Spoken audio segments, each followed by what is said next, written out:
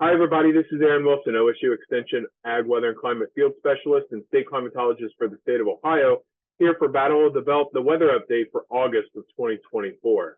So certainly over the last 30 days, it has been a bit above average across our eastern and southeastern counties as far as temperatures go, especially in the southeast, as this area has been very dry this summer, as you'll see in just a moment, where conditions have been a bit wetter.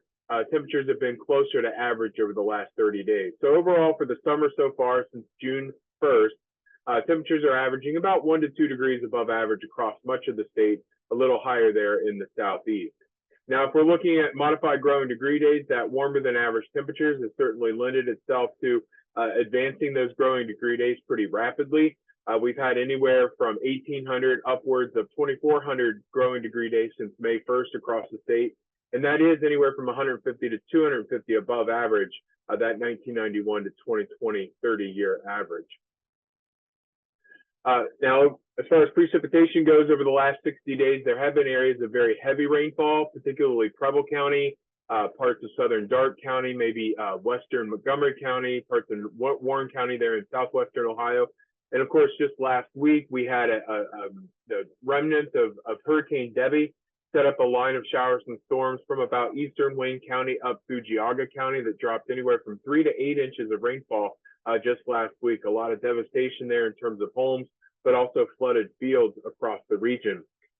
Just the opposite of that, if you look at our southern and southeastern counties where the shadings are lighter green, we're looking at less than 5 inches of rainfall since basically, over the last 60 days or much of the summer here. So very dry conditions to very wet conditions across the state, so highly variable from a precipitation standpoint. And again, those southern and southeastern counties are now getting down into 50% or even as low as 25% of normal over the last 60 days. And that's not what you want to see during the bulk of the growing season here. So our soil moisture are certainly depleted across the southeastern counties, getting as low as the first or even, certainly below the 5th percentile or the 1st percentile here in some of the counties. So these might be some of the driest conditions that these counties have seen in certainly quite some time, maybe even on record here. So very dry conditions across our southeastern portion of the state, while the bulk of the region north and west of I-71 has fared much better from a soil moisture perspective. So looking at this week, we've got high pressure in control. We had some drier, cooler air move over the region over the weekend, brought highs into the 50s. That was behind that tropical system here. Overnight lows in the 50s, daytime highs in the 70s and 80s. And that's what we're looking at today here on August 12th. As we head into tomorrow, August 13th, again, high pressure is going to remain across the region.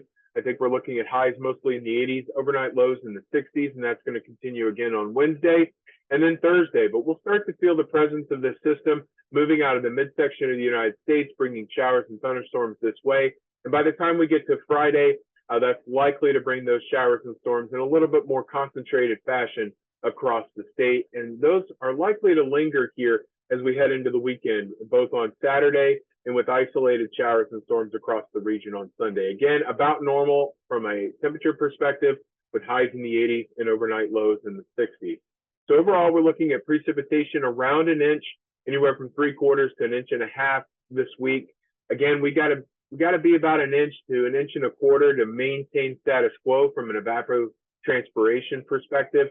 So this is just going to keep conditions out there about where they are if we do see upwards of about 1 inch of precipitation this week. The 8 to 14 day outlook, so looking beyond the next 7 days into the 3rd week and final week of August, temperatures are likely to be close to, if not nudging a little bit above average here over the 8 to 14 day period with highs in the low to mid 80s, lows in the low to mid 60s.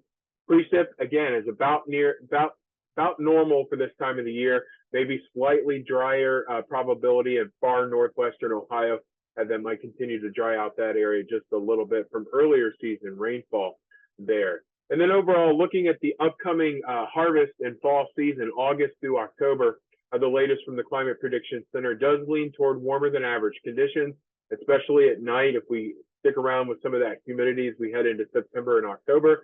And then really equal chances in terms of precip. I don't see a lot of drought busting weather here. And of course, we're going to monitor the tropics that can always bring heavy rainfall into our region that could help knock back the drought across the southeastern counties.